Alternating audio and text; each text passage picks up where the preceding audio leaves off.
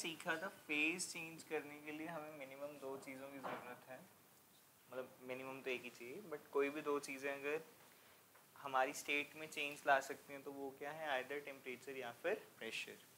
Temperature का हमने last lecture में सीखा था कि अगर हम उसको हीट करते हैं तो सॉलिड लिक्विड में और लिक्विड गैस में चेंज हो जाते हैं यूजुअली, या अगर उसको कूल करते हैं तो गैस लिक्विड में और लिक्विड आपका चेंज हो जाएगा सॉलिड में, गैस में चेंज होगा। चलो एक रिवीजन भी कर लेते हैं इस बारे में।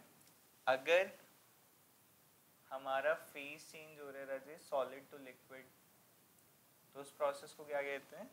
If it is from solid to liquid, melting और फ्यूजन। अगर लिक्विड से गैस पे जा रहे हैं तो वेपराइजेशन या फिर बॉइलिंग। ठीक है, एक इसमें करेक्शन कर लेना, वेपराइजेशन में ना कई बुक्स में ओ नहीं यू नहीं लिखा हुआ, तो ये स्पेलिंग्स हैं, तो हम एनसीईआरटी वाले लिख लेते हैं, यहाँ पे यू काट दो, just write it as VAPOR। ठीक है, वेपराइजेशन, पता नहीं सारी जगह पे ये किया होगा, बट ध्यान रखना इसके स्पेलिंग्स OUR नहीं होंगे, OR होंगे।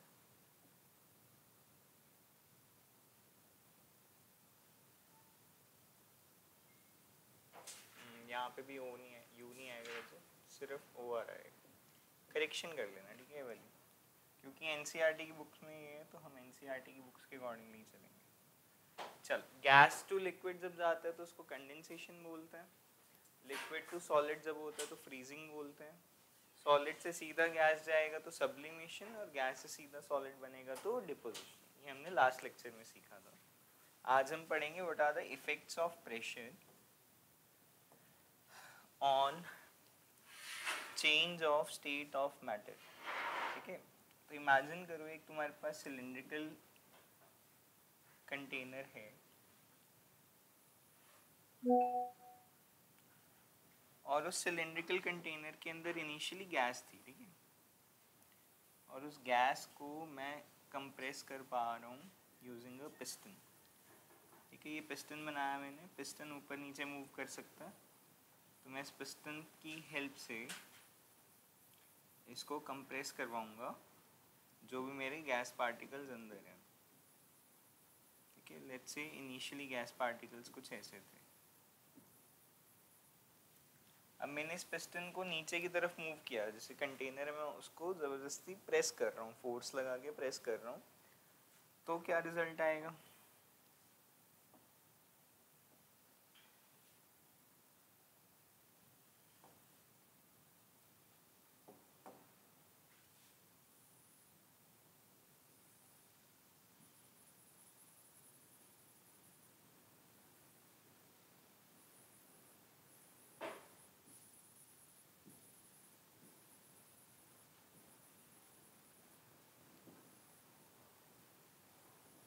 इनके बीच का इंटर पार्टिकल स्पेस कम हो गया, ठीक है, कंप्रेस किया मैंने और इनके बीच का ज़बरदस्ती इंटर पार्टिकल स्पेस जो है वो कम हो गया है।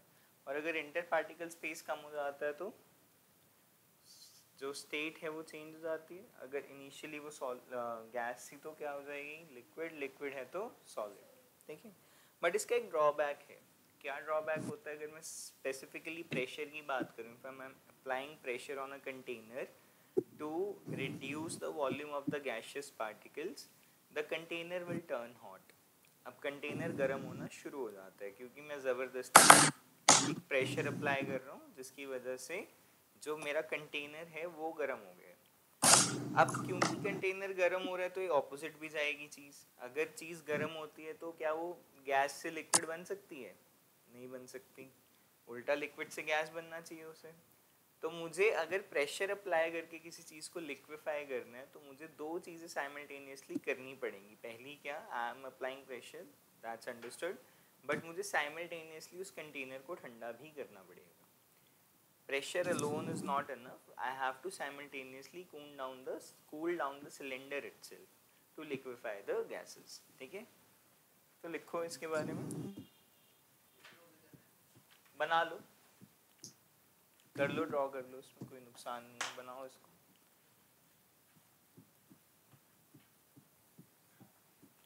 रादर ये ऐसे बना लो, ये लास्ट वाला सॉलिड का रख लो और ये फर्स्ट ये वाला लिक्विड का, गैस का और ओपन रख लेते हैं।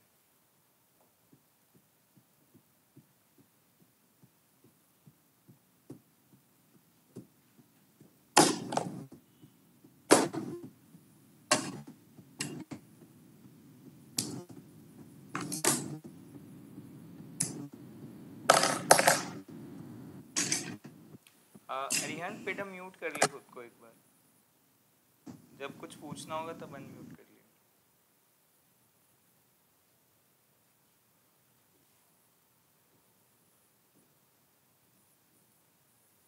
लेट अस से दिस इज फॉर गैस, हमने पिस्टन को नीचे मूव किया तो इट टर्न्स इनटू लिक्विड,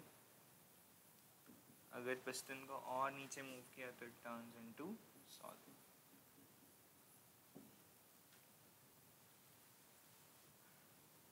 ठीक है, ड्रॉ कर लो, हो जाएगा तो बता देना।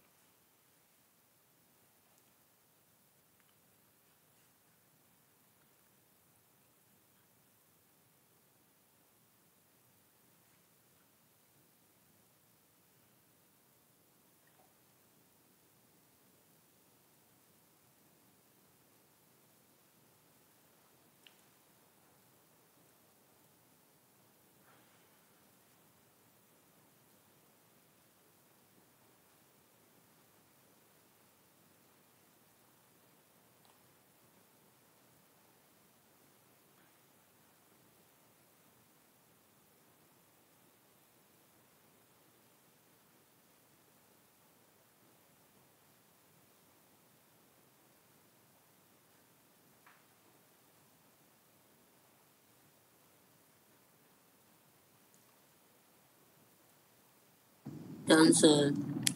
ओके बेटा,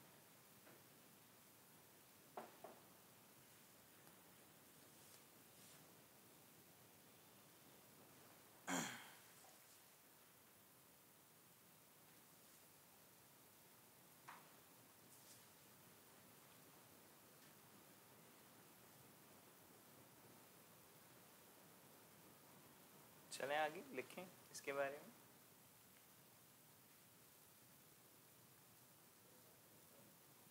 ठीक है, बना लिया तनिष? चलो लिखो, जो भी हमने भी समझा उसको लिख लो बस इंग्लिश में। If enough pressure is applied, first point, if enough pressure is applied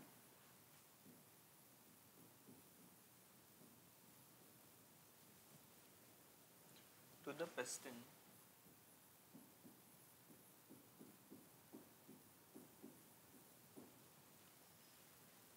the gas is highly compressed. The gas is highly compressed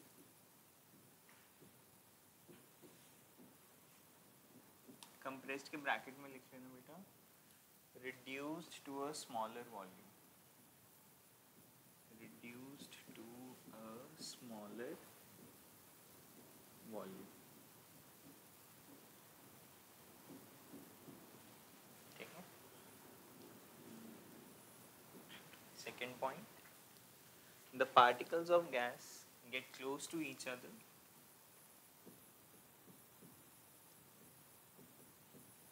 particles of gas get close to each other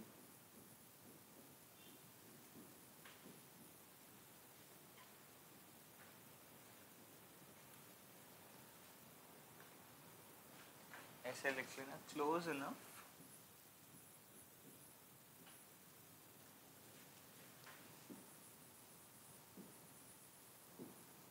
that they start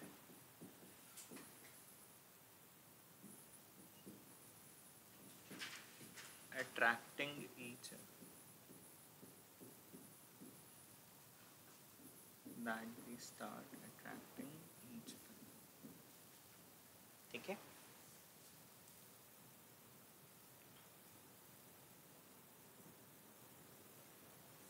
आगे लिखो, this results in the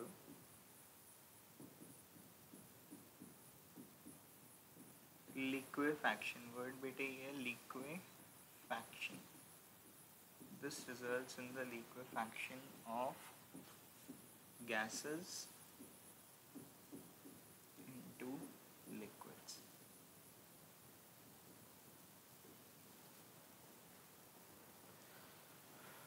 ठीक है, but इसका drawback क्या बताया मैंने अभी? क्या बताया रियांत ड्रॉबैक? सर कि इससे फिर सर हीट अप भी हो जाएगा ऑब्जेक्ट और वो उसकी स्टेट चेंज नहीं होगी सर।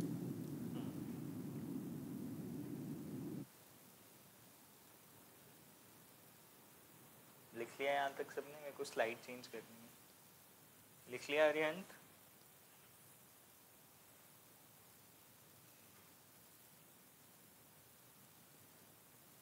लिख लिया राजे? Yes sir. इसके बाद लिखो however, third fourth point, however, when a gas is compressed too much,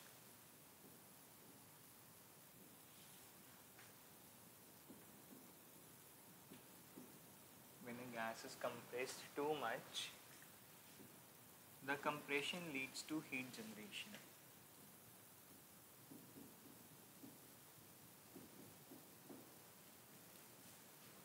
Compression leads to heat generation.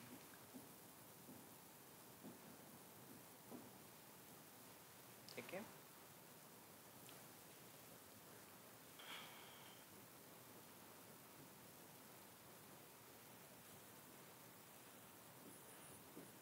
therefore to liquefy a gas using compression,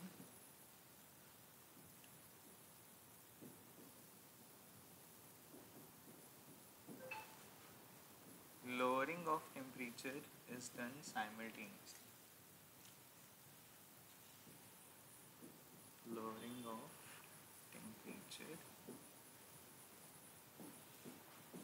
is done simultaneously.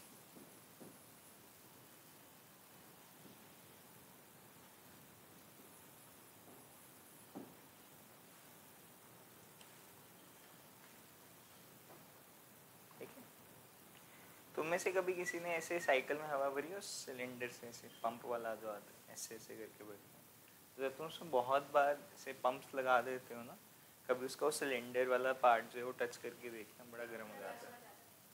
वो यही reason है कि तुम कॉन्टिन्यूसली कंप्रेस कर रहे हो एक पिस्टन को, ठीक है, तो वो पाइप जो है उसकी वो गर्म हो जाती है।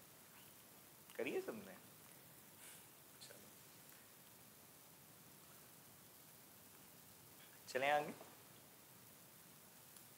मतलब ये एक एडिशनल बात याद रखना, यूजुअली हमारी एनसीईआरटी की किताबों में आई थिंक ये है, पता नहीं मेंशन्ड है, बट जब भी हम प्रेशर अप्लाई करके किसी चीज़ को ठंडा कर रहे हैं तो सॉरी लिक्विफाई कर रहे हैं, तो हमें उसको साइमल्टेनियसली ठंडा भी करना पड़ेगा। ठीक है,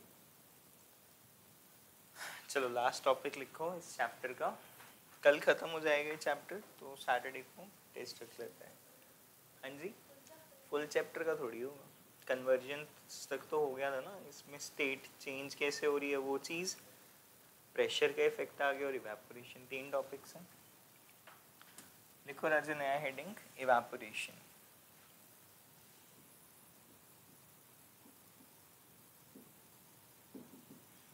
इवेपोरेशन के बारे में सीखते हैं। एक बार अरिहंत ने सवाल पूछा था कि हम अभी भी एटमॉस्फेयर में वाटर वेपर एक्सपीरियंस कर सकते हैं, बट टेम्परेचर तो एट प्रेजेंट 100 डिग्री सेल्सियस नहीं है, तो वेपराइजेशन प्रोसेस नहीं हो रहा। उस केस में कौन सा प्रोसेस हो रहा है, मैंने लास्ट मतलब उस लेक्चर में भी बताया था, उस प्रोसेस को हम क्या कहते हैं? इवेपोरेशन। जैसे मैंने तुम्हें एग्जांपल दिया था कि मैं अगर बाहर अपने फर्श पे इस वक्त जाके पानी की बोतल गिरा देता हूँ, मतलब पानी गिरा देता हूँ, तो वो पानी थोड़ी देर बाद गायब हो जाएगा, गर्मी इतनी है। बट क्या वो 100 डिग्री सेल्सियस पे जाके गायब हुआ है? नहीं, वो तो रूम टेम्परेचर पे, रूम टेम्परेचर तो नहीं पर 35-34 डिग्री सेल्सियस पे गायब हो रहा है। तो जब भी एक स्टेट चेंज हो गई, मतलब लिक्विड टू गैस बन गया, but at their at a temperature below their boiling point. Boiling point water का कितना होता है? 100 डिग्री सेल्सियस, लेकिन उससे कम पे ही वो वेपर्स बन गया, तो उस प्रोसेस को क्या कहेंगे हम? इवेपोरेशन। अल्कोहल का जो बॉइलिंग पॉइंट है यूजुअली इट इज़ 60 to 80 के बीच में होता है, एग्जैक्टली मेरे को याद नहीं है।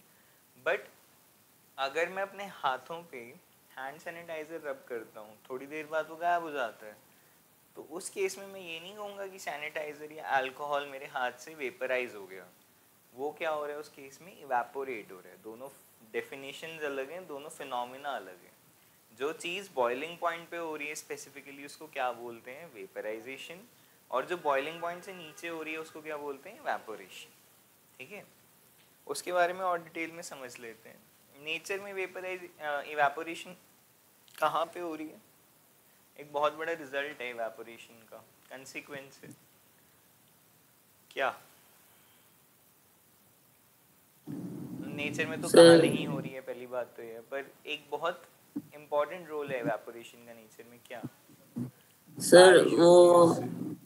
बिल्कुल ठीक कहा सर। सीज से सर इवेपोरेशन होती है सर, सीज जी जी जी बिल्कुल। बारिश के लिए जो वेपर्स बनते हैं, जो क्लाउड्स बनते हैं, क्लाउड्स बनने का रीज़न जो है वो इवेपोरेशन ही है। मतलब मैं लास्ट ईयर डायग्राम बनाता, तुमने बनाना, तुम भी बना लो कि याद रहने के लिए इजी हो जाते हैं। मान लो ये सुखना लेक है, ठीक है, और यहाँ पे सूरज है। इससे ना एक बड़ी अच्छी बात याद रहती है हमेशा, जो सूरज की किरणें हैं वो सुखना लेक के ऊपर पड़ रही हैं कॉन्टिन्यूसली, पर क्या वो सुखना लेक पूरी की पूरी गायब होगी? नहीं, उसका कुछ ना कुछ ऊपर की लेयर जो एक्सपोज्ड है वही गायब होगी। तो इससे एक बात अच्छे से याद हो जाती है बच्चों को, evaporation is a surface phenomena. Evaporation is a surface phenomena. ठीक है, मतलब ये लेयर बाय लेयर गायब होता है। जो लेयर टॉप पे एक्सपोज्ड है, जो दिख रही है एनवायरनमेंट में, सबसे पहले वो इवेपोरेट होगी, वो चलेगी, इवेपोरेट होगी। जो नीचे वाली फ्रेश लेयर अब एक्सपोज होगी फिर वो इवेपोरेट होगी। जो ग्लास है पानी का, अगर मैं उसको बाहर रख देता हूँ तो वो पूरा का पूरा कभी नहीं गर्म होगा। उसके जो टॉप पार्टिकल्स एक्सपोज्ड हैं एनवायरनमेंट में, पहले वो गर्म होंगे, वो इतनी काइनेटिक एनर्जी ले लेंगे कि वो एस्केप कर सकते हैं। फिर उसके बाद जो नीचे वाले आएंगे वो एक्सपोज हो जाएंगे, वो एनर्जी लेंगे, फिर वो गायब हो जाएंगे। हाँ बेटा, तो ये काइनेटिक एनर्जी फिर से डिस्पर्स सेम भी तो सेम होगी, जैसे जैसे आई प्रोसेस, पूरे ओशन। प्रोसेस बिल्कुल सेम है वेपराइजेशन वाला। बस फर्क इतना है कि उसमें पूरे के पूरे सब्सटेंस को मिलती थी काइनेटिक एनर्जी, या पूरे के पूरे पार्टिकल्स को मिलती थी। इसमें सिर्फ टॉप वाले पार्टिकल्स, टॉप वाली पतली लेयर जो कि एक्सपोज्ड है एनवायरनमेंट में, सिर्फ वो इवेपोरेट होती है पहले। क्यों सर? वो फिर उनकी काइनेटिक एनर्जी डिस्पर्स क्यों नहीं होती? फिर समझ नहीं आई सब बात। लॉ ऑफ नेचर है बेटे, फर्स्ट कम फर्स्ट सर्व। उनको पहले एनर्जी मिल जाती है तो गायब हो जाते हैं। लिखो राजा तो एक समझ बार। नहीं आई सर बात। इसमें क्या नहीं बेटे, लॉ है, बस जो एक्सपोज हो रहा है वो एनर्जी लेके चला जा रहा है। सर आज तो जब हम कुकर में पानी गर्म करते हैं सर, जो उसकी लीस्ट लेयर है नीचे वाली सबसे ज्यादा, वो सबसे पहले गर्म हो जाएगी, हाँ वो बिल्कुल। ऊपर जाके तुरंत इवेपोरेट हो जानी चाहिए फिर। इवेपोरेट नहीं होती राजे, पर वो ऐसा होता है ना, कन्वेक्शन प्रोसेस हो रहा है वहाँ पे, यहाँ पे कन्वेक्शन नहीं हो रहा। दोनों बातें समझ। जब तुम कुकर में पानी गर्म कर रहे हो तो तुम्हारा नीचे वाली लेयर कांटेक्ट में है इस कुकर के साथ, नीचे वाली लेयर गर्म हो रही है, कन्वेक्शन करंट बनता है, ये लेयर ऊपर चले जाती है और ये जो ठंडी लेयर है ये नीचे आ जाती है।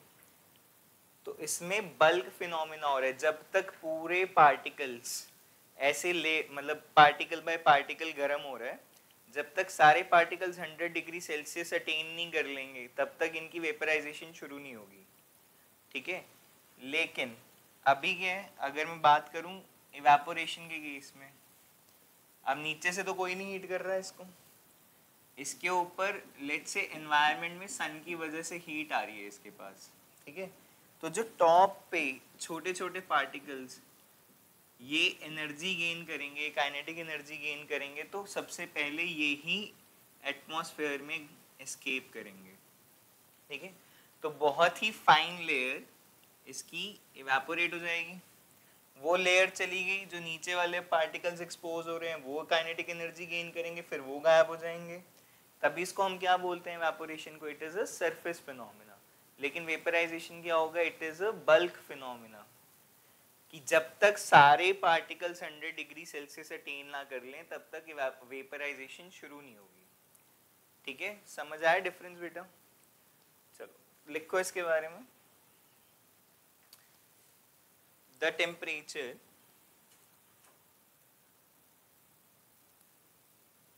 ये ऐसे लिख लो, पहले डेफिनेशन ही लिख लो। The process of conversion of, हाँ बेटा, conversion of liquids into gas या gaseous state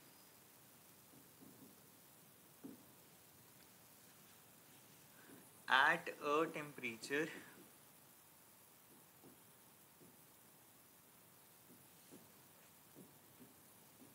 below their boiling point। Boiling point से नीचे जब जब चेंज ऑफ स्टेट होगा लिक्विड टू गैस, उसको इवेपोरेशन कहेंगे, इज कॉल्ड इवेपोरेशन,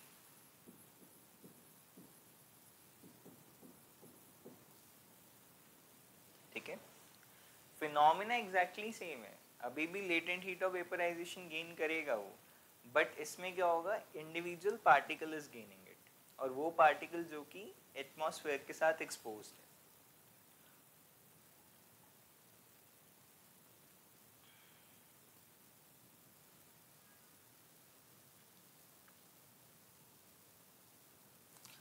अच्छा, किस टेम्परेचर पे इवेपोरेशन फास्ट होगी? सर्दियों में इवेपोरेशन फास्ट होगी, गर्मियों में फास्ट होगी? गर्मी। टेम्परेचर का रोल कहीं ना कहीं है, बट जब तक टेम्परेचर बॉइलिंग पॉइंट से नीचे रहेगा तब तक उसको क्या बोलेंगे, इवेपोरेशन, ठीक है। लिख लो, ये स्टार करके लिखना रादर ये वाली बात, whatever is the temperature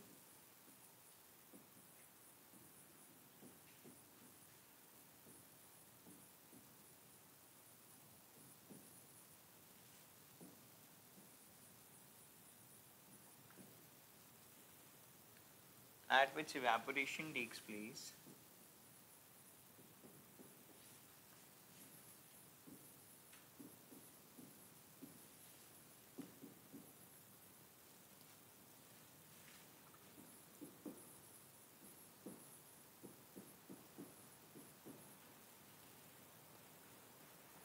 the latent heat of vaporization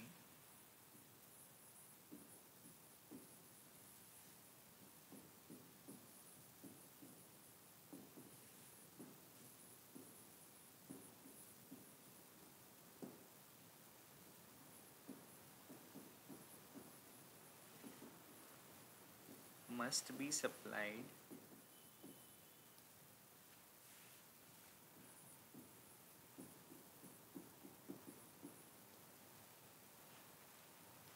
whenever a liquid changes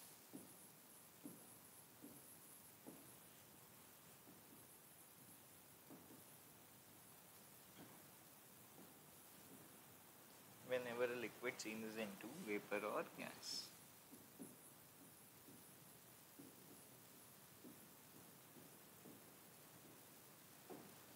तो latent heat of vaporisation gain करेगा तभी चेंज ऑफ स्टेट पॉसिबल है, otherwise change of state possible नहीं।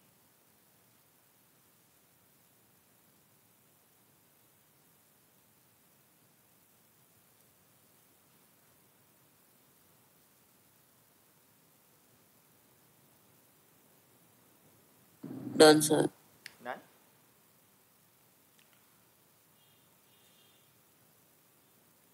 इसके बारे में थोड़ा सा और लिख लो, जैसे मैंने जो भी बातें बताई हैं तुम्हें लेयर बाय लेयर वो गेन करता है एनर्जी, उसके लिए भी नोट्स बना लो। लिख लिया तनिष? चलो लिखो explanation of evaporation.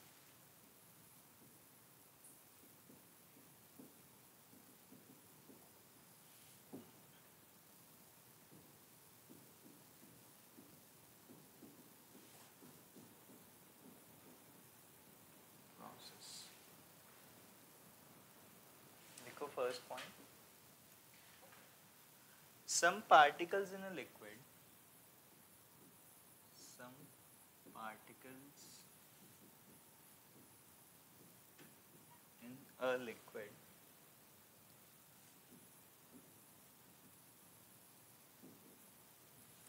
which are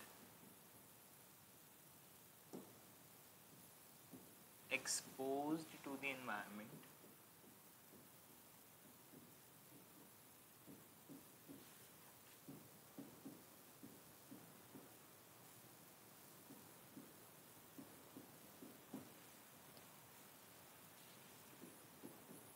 take up heat energy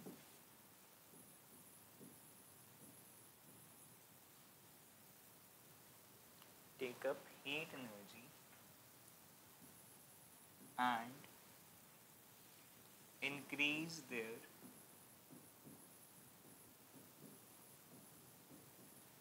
kinetic energy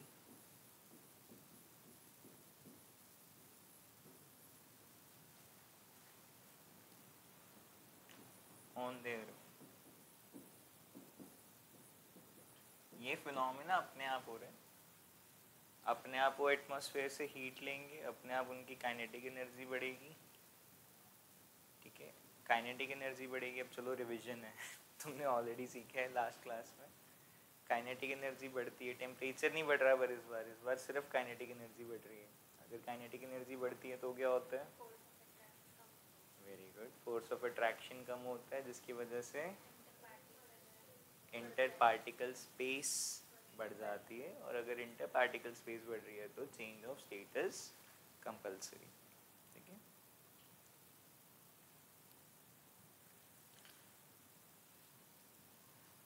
second point लिखो, दे ये ऐसे लिख लो, this increase in kinetic energy, this increase in kinetic energy weakens the forces of attraction, weakens the force of attraction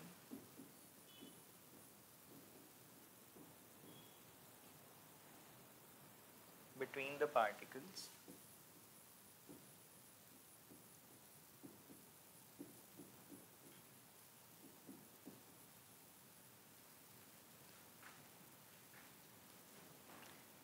and some particles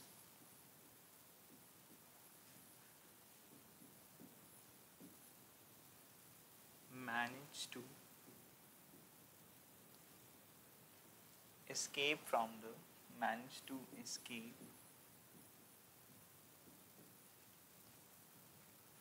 surface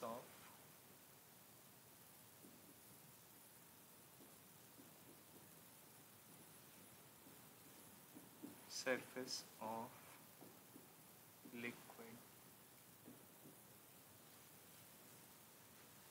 in the form of vapors।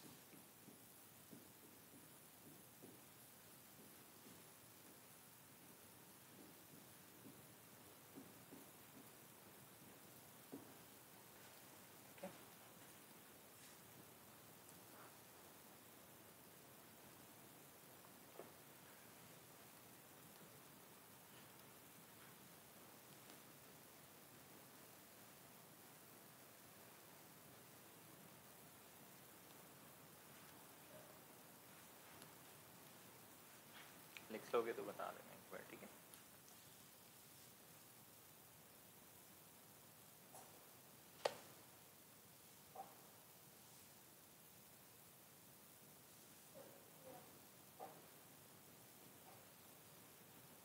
ठीक है बेटा,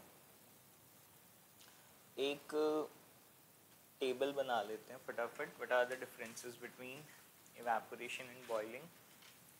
ठीक है, कर दूं चेंज. टेबल बनाओ एक रजू, बीच में पार्टीशन कर लेना.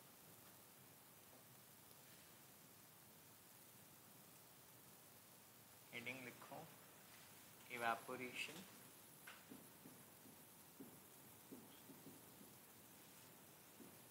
And boiling.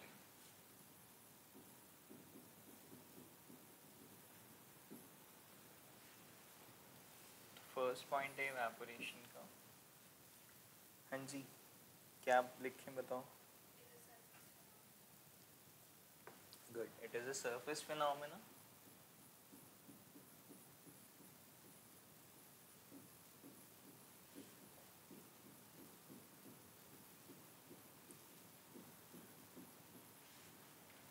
ठीक है, और बॉइलिंग क्या बताया मैंने, it is a bulk phenomena.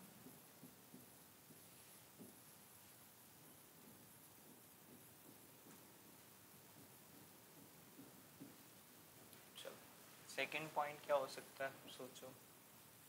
What can be the second point for both of them?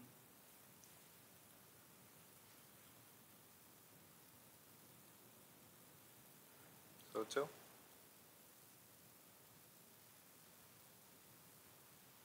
What can be the second point?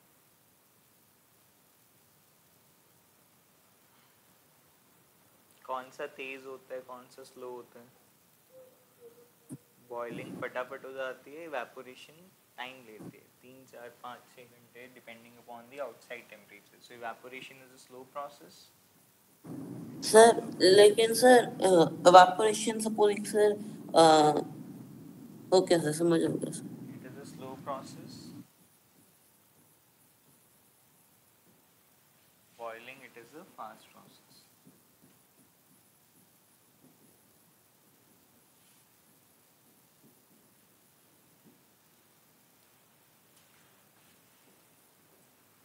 और क्या डिफरेंस हो सकता है. ये चलो स्कूल में पढ़ लिया तुम. एक और एडिशनल पॉइंट जो जितना मैंने पढ़ा है वो बताओ. उसके पॉइंट उसके बेसिस पे क्या हो सकता है. बता चुका हूँ मैं, बात तुम्हें रिकॉल करनी पड़ेगी बस. डेफिनेशन में है वो लाइन लिखी हुई.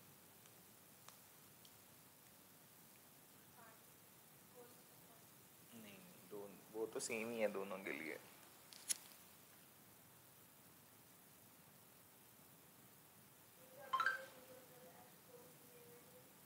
वो हो गया सरफेस फिनोमेना लिख दिया.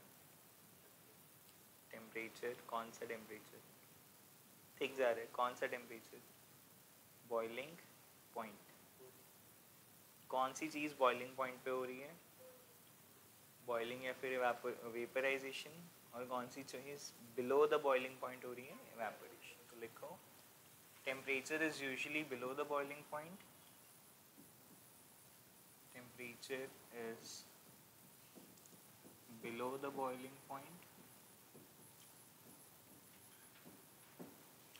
and in this case temperature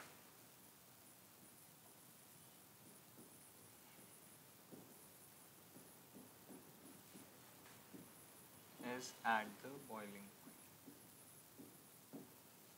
ठीक है.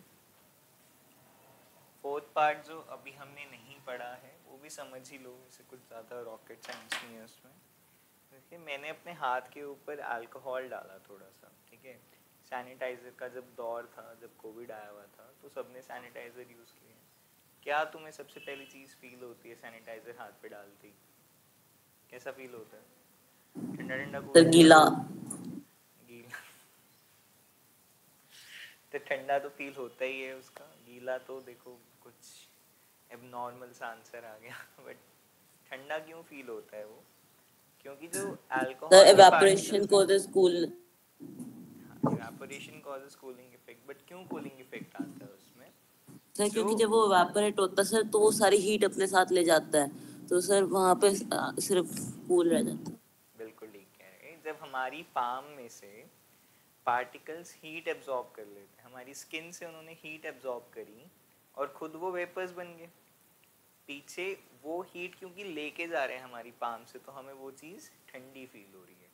ठीक है, सेम क्या होता है, तुम्हारे बहुत सारे इफेक्ट्स आ जाते हैं, जैसे कि मटके का पानी कैसे ठंडा हो रहा है, डेजर्ट कूलर, जैसे हमारे पुराने ज़माने में, अब तो कूलर बहुत कम देखने को मिलते हैं, बट कूलर में क्या होता था, जालियाँ होती थी वो घास की, सूखी घास की, उन जालियों के ऊपर पानी छिड़कते थे, पंप नहीं होता था, वो पानी छिड़कता रहता था उन पर कॉन्टिन्यूसली। होता क्या था, जब वो पानी, क्योंकि अब बहुत छोटी छोटी ड्रॉपलेट्स में ब्रेक हो गया है, तो उनकी वेपराइजेशन, उनकी इवेपोरेशन करवाना ज़्यादा इजी है। अब वो छोटी छोटी ड्रॉपलेट्स एटमॉस्फेयर से, सराउंडिंग से हीट लेगी और वो इवेपोरेट हो जाएगी, उसके बदले क्या होगा, जो पीछे कंपार्टमेंट है, वो जो पूरा डब्बा है तुम्हारे कूलर का, वो ठंडा हो गया। वो ठंडा डब्बा जो है उसी ठंडक को पंखे के थ्रू बाहर फेंकता रहता था, कॉन्टिन्यूटी में प्रोसेस हो रहा है। सर इसका मतलब जितनी ज्यादा गर्मी है उतनी ज्यादा आपको ठंडी बढ़िया, लगेगी, exactly, उतनी जल्दी ठंडी हवा बिल्कुल निकलेगी। बिल्कुल। जब तक कूलर का पंप चल रहा है तभी तक ठंडी हवा आती थी ना। वो ठंडी हवा क्यों आती थी कि पंप जो था उस घास के ऊपर पानी डाल देता था, वो घास उस पानी को छोटी छोटी ड्रॉपलेट्स में ब्रेक कर देती थी, उन छोटी ड्रॉपलेट्स की इवेपोरेशन होना ज़्यादा इजी था, वो इवेपोरेशन हो जाती थी तो मेरा अंदर का एटमॉस्फेयर जो है, उस कूलर के अंदर का एटमॉस्फेयर ठंडा हो जाता था और उस ठंडक को वो पंखा बाहर फेंक देता था। ठीक है, तो इवेपोरेशन कॉजेज कूलिंग इफेक्ट। लेकिन क्या मैं ये जो पानी गर्म हो रहा है बॉइलिंग वाला, इसको अपने हाथ पे डाल सकता हूँ? जल जाएगा उल्टा। चलो लिखो, इवेपोरेशन के केस में इट कॉजेज कूलिंग इफेक्ट।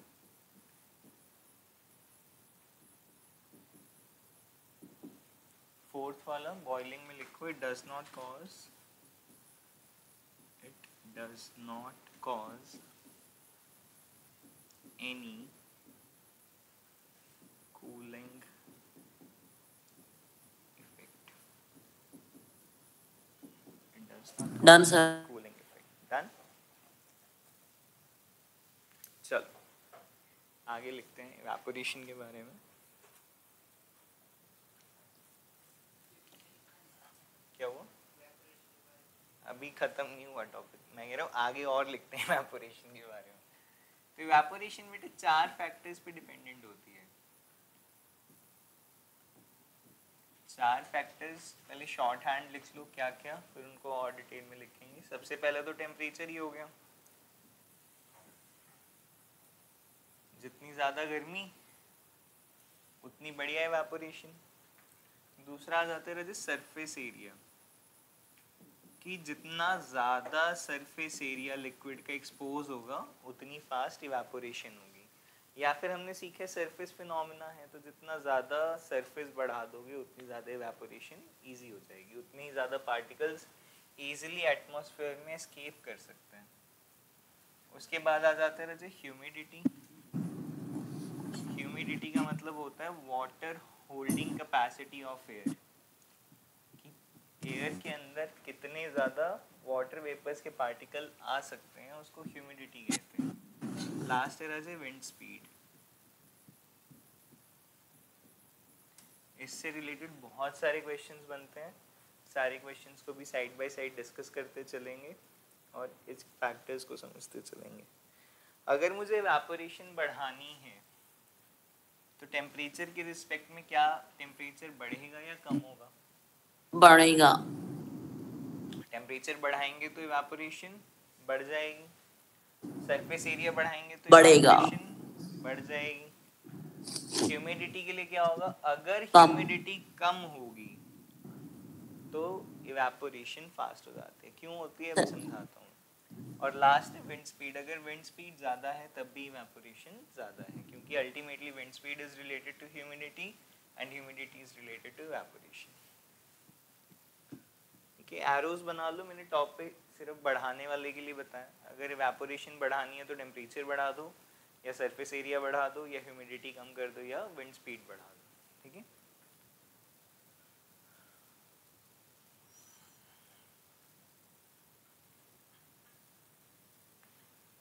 ठीक है, चलो लिखो टेम्परेचर के बारे में, एक लाइन लिखते चलते हैं, फिर जो इसके एग्जांपल्स आएंगे वो साइड बाय साइड डिस्कस कर लेंगे। लिखो सबसे पहले temperature.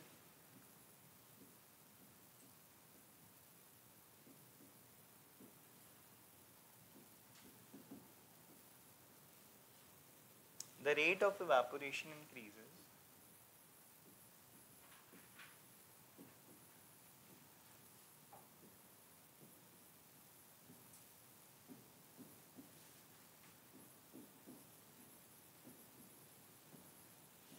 with increase in temperature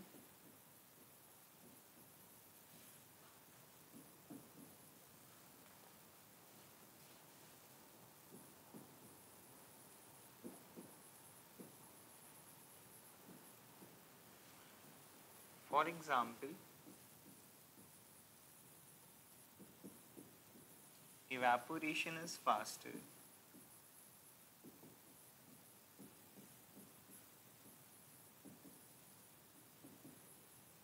in summers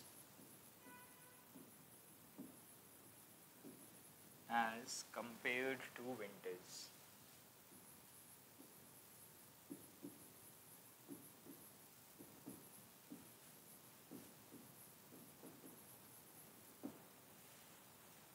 As compared to winters, ठीक है।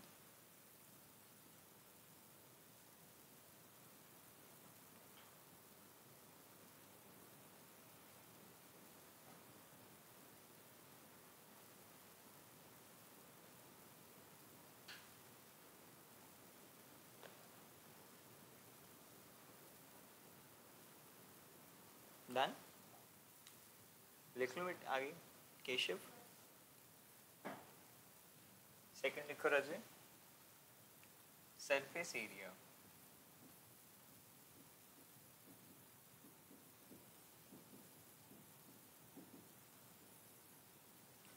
The rate of evaporation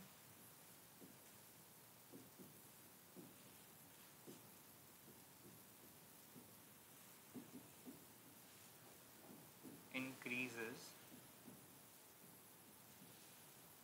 with increase in surface area।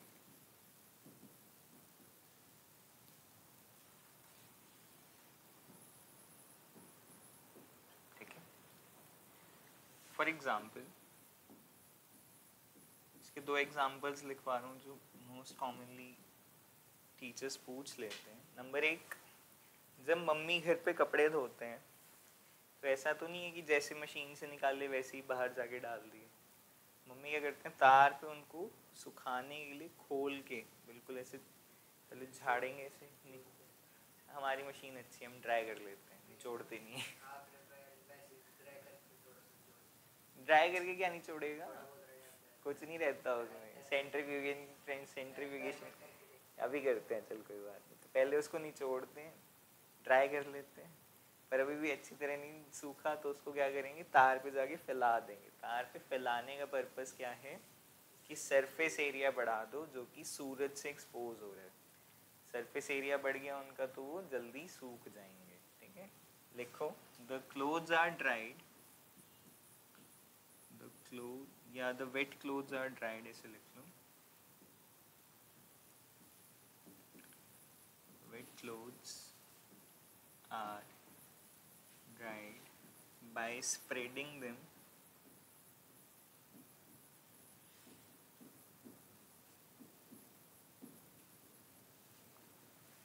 over a cable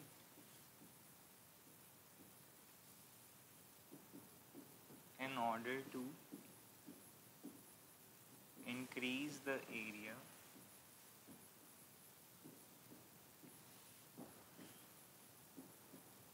exposed to the environment, in order to increase the area exposed to the, either environment लिख सकते हो आप या sun लिख सकते हो, one and the same thing। ठीक है,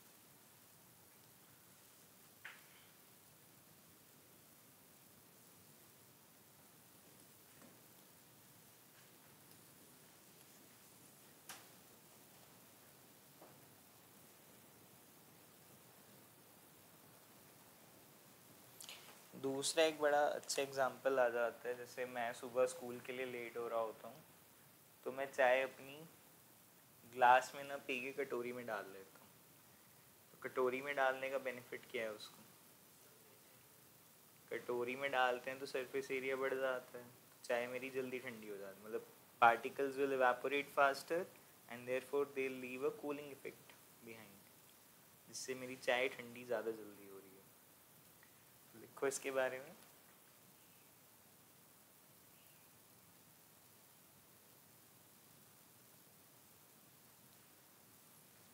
क्वेश्चन ही बना के लिख लो, है ना, वो बेटर रहेगा, ऐसे लिखो।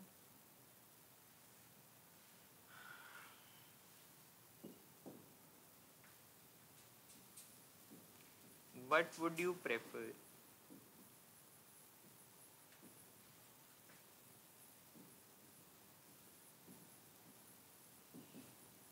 For sipping hot tea,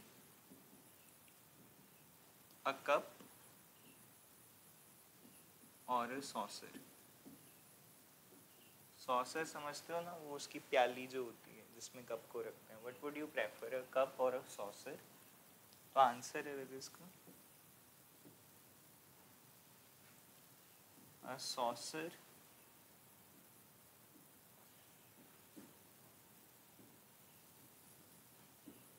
has a larger surface area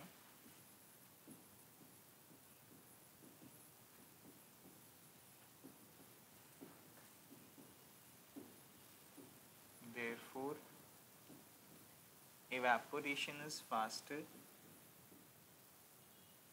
evaporation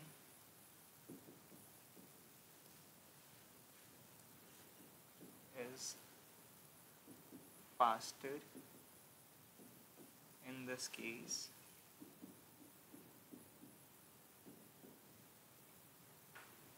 okay. Evaporation leads to cooling effect, evaporation leads to cooling effect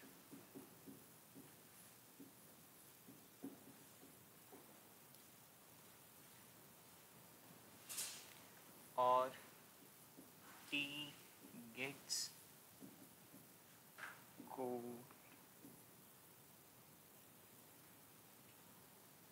cooled लिख लो, tea gets cooled faster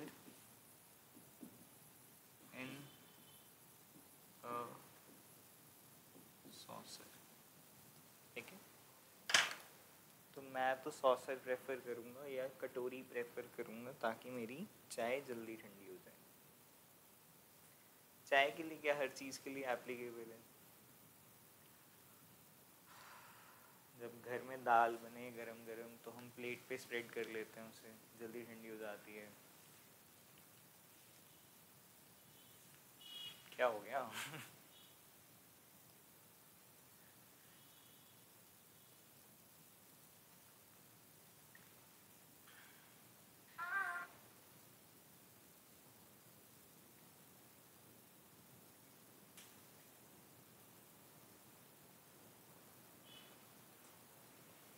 done, चलें आगे।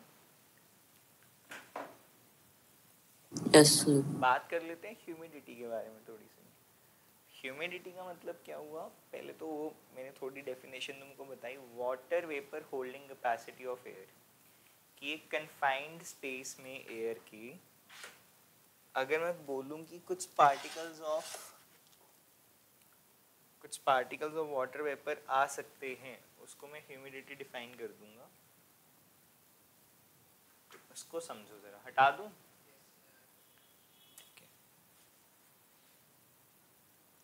लेट्स से ये कन्फाइंड स्पेस है मेरे पास, ठीक है। अगर मैं इसमें बहुत सारे पार्टिकल्स भर दूं,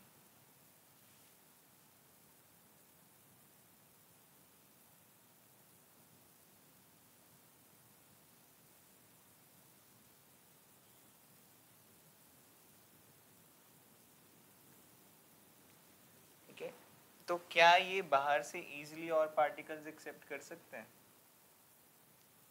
कर पाएगा? नहीं कर पाएगा। बट हाँ डेफिनेटली अगर मैं इसमें कम पार्टिकल्स छोड़ देता हूँ तब इसके पास उस पार्टिकल को एंटर करवाने की स्पेस ज़्यादा है, तो खुशी खुशी कहेगा हाँ जा आज अंदर जगह है, वी विल कीप यू। तो ह्यूमिडिटी का भी सेम कंसेप्ट है कि ये कन्फाइंड स्पेस जो है मेरी एयर है और इसमें जो पार्टिकल्स आ सकते हैं वो किसके पार्टिकल्स हैं? वाटर वेपर के। तो अगर तो वाटर वेपर के पार्टिकल्स बहुत ज़्यादा हैं तो मैं क्या बोलता हूँ? It is very humid outside, जिसको तुम हिंदी में क्या बोलते हो? ह्यूमिडिटी को क्या बोलते हो? ऐसे नहीं होता ह्यूमिडिटी हो जाती है तो तुम्हें बड़ी चिपचिपाहट फील होती है। चिपचिपाहट क्यों होती है? Because your sweat does not get into the air. तुम्हारा स्वेट तुम्हारी बॉडी पे ही रह जाता है तो तुम्हें खुद से ही वो चिपचिपाहट फील होनी शुरू हो जाती है। तो ह्यूमिडिटी के केस में क्या होता है? अगर बहुत ज़्यादा ह्यूमिड है तो मतलब ऑलरेडी एयर के पास बहुत ज़्यादा वाटर वेपर पार्टिकल्स हैं, ठीक है। लेस ह्यूमिड का मतलब क्या हुआ, या ड्राई का मतलब क्या हुआ कि ह्यूमिडिटी कम है या फिर एयर के पास वाटर पार्टिकल्स, वाटर वेपर के पार्टिकल्स भी कम हैं। अब इसी का कंसेप्ट समझो, अगर इसके पास पार्टिकल्स कम हुए तो इस केस में इवेपोरेशन फास्ट होगी या कम होगी? स्लो होगी। मतलब इवेपोरेशन होगी या नहीं होगी? अगर पार्टिकल्स कम हैं होगी evaporation, they will willingly accept the particles. तो अगर ह्यूमिडिटी कम होगी तो इवेपोरेशन बढ़ जाती है, इसके केस में उल्टा होता है। और अगर इसकी ह्यूमिडिटी ज़्यादा है मतलब ऑलरेडी इसके पास पार्टिकल्स बहुत ज़्यादा हैं तो उस केस में इवेपोरेशन कम हो जाती है, ठीक है। अब विंड स्पीड का भी रोल ह्यूमिडिटी से रिलेटेड है। कैसे रिलेटेड है? अगर मैं यहाँ पे पंखा लगा देता हूँ एक, ठीक है, उस पंखे से जो विंड बनी वो क्या करेगी? इन पार्टिकल्स को आगे पुश कर देगी। अगर ये पार्टिकल्स आगे चले गए तो ये वाला रीजन अब क्या हो गया? फिर से लेस ह्यूमिड या खाली हो गया। तो ये फिर से विलिंगली पार्टिकल्स को एक्सेप्ट करना शुरू कर देगा। तो विंड स्पीड की वजह से क्या कम हो जाती है? ह्यूमिडिटी। और अगर ह्यूमिडिटी कम होगी तो फिर से क्या बढ़ जाएगी? इवेपोरेशन। समझ आई बात? चलो लिख लो इसके बारे में। ह्यूमिडिटी की डेफिनेशन लिखो पहले तो। लिखो humidity is defined as, third point, humidity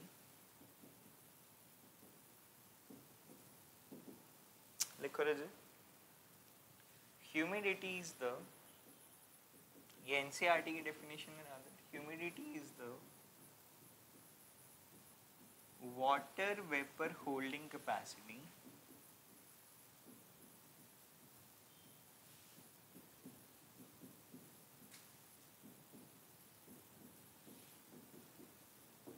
of air, ठीक है। ऐसे भी लिख लो, if more water vapour is there we call it as humidity, and if less water vapor is there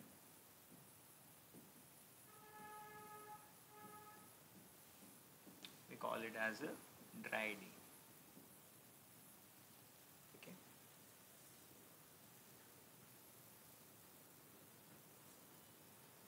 लिख लो humidity, yes, the rate of evaporation, the rate of evaporation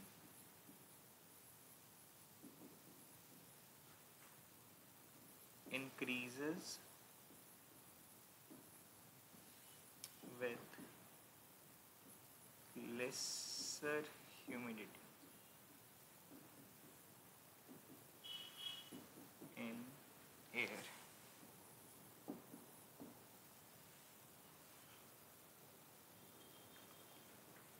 ठीक है।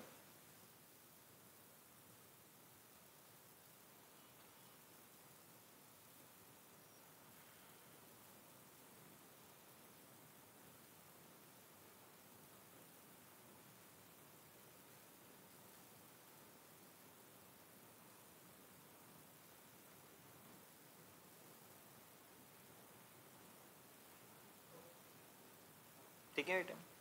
अब इसकी वही जो हमने भी हिंदी में बात करी थी कि जब ह्यूमिडिटी बढ़ जाती है, कब बढ़ती है ह्यूमिडिटी? जब बारिशें हो जाती हैं। तो बारिशों के दिनों में ह्यूमिडिटी बढ़ने से हमें खुद की बॉडी से चिपचिपापन महसूस होता है। वो क्यों महसूस होता है? क्योंकि हमारा खुद का स्वेट जो है वो इवेपोरेट होके एटमॉस्फेयर में नहीं जा रहा। ठीक है, उसके बारे में लिख लेते हैं। लिखो during rainy seasons, for example करके लिख लेना। For example during rainy seasons,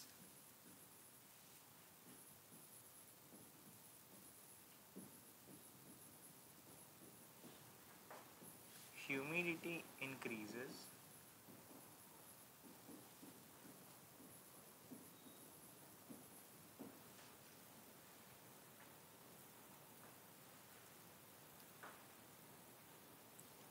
the sweat absorbed by the clothes, the sweat absorbed by the clothes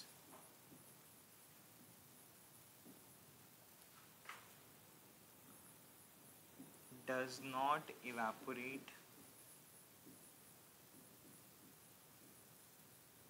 easily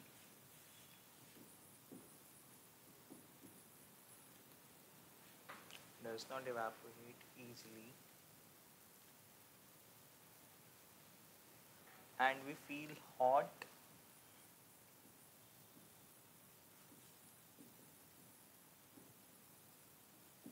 hot इसलिए फील कर रहे हैं क्योंकि इवेपोरेशन नहीं हो रही तो कूलिंग इफेक्ट नहीं हो रहा। ठीक है, and we feel hot and uncomfortable.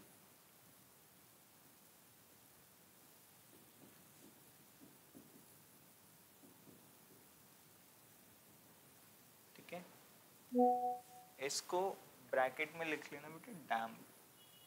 Uncomfortable due to dampness. Dampness word का मतलब हुआ जो मैंने भी बताया था, चिपचिपाहट। कपड़े जो हैं वो सूख ही नहीं रहे हैं और हमारे बॉडी के साथ वो चिपके पड़े हैं, डैम्प।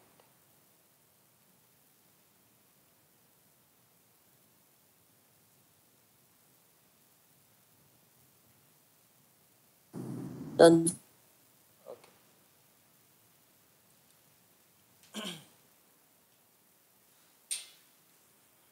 डन।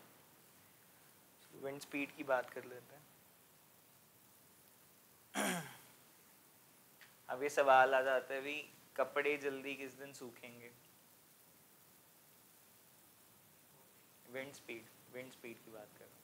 कपड़े जल्दी किस दिन सूखेंगे? जिस दिन हवा चल रही है, जिस दिन बिल्कुल हवा नहीं चल रही। जिस दिन हवा चल रही है, हवा चलने से क्या होगा? ह्यूमिडिटी कम हो जाएगी, ह्यूमिडिटी कम होने की वजह से इवेपोरेशन बढ़ जाएगी। एक और सवाल आ जाता है, कौन सा चाय का कप ज़्यादा जल्दी ठंडा होगा? जो पंखे के नीचे रखा हुआ है या जो पंखे के नीचे नहीं रखा हुआ? क्योंकि उसकी वजह से अगेन इवेपोरेशन बिकम्स फास्टर और cooling effect becomes more prominent. लिखो चलो विंड स्पीड के बारे में। Fourth part, wind speed.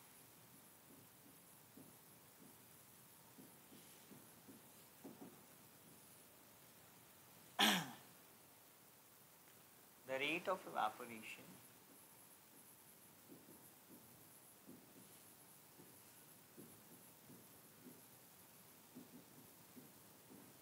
increases with increase in wind speed.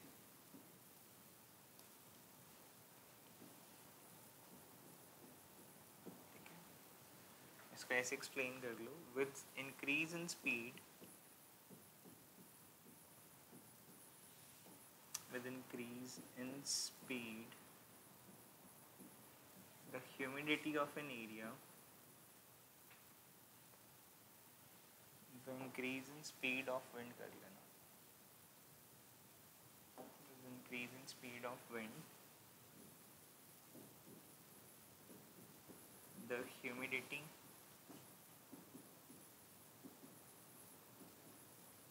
of an area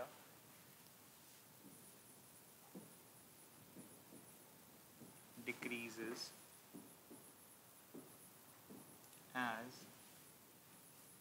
water vapors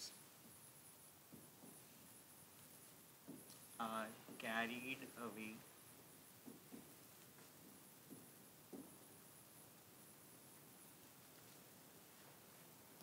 okay. This reduced humidity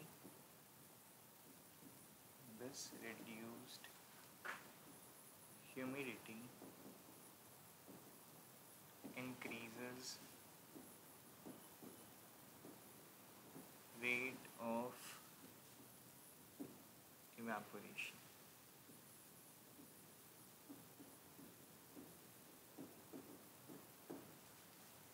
ठीक है.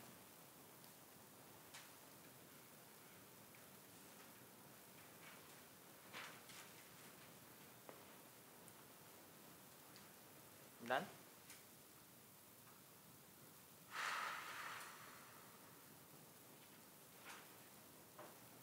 इसके साथ एक एग्जाम्पल लिख लो बेटा. For example,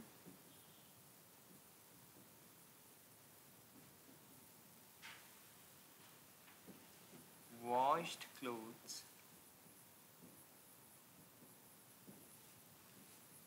get dried easily during a windy day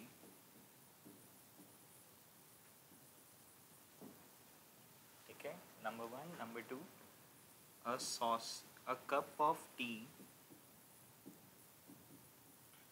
kept under a fan becomes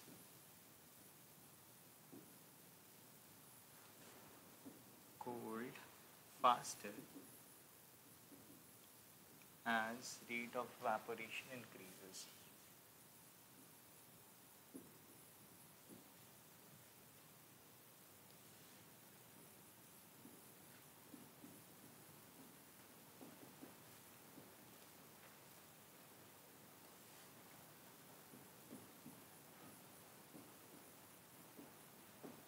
ठीक है.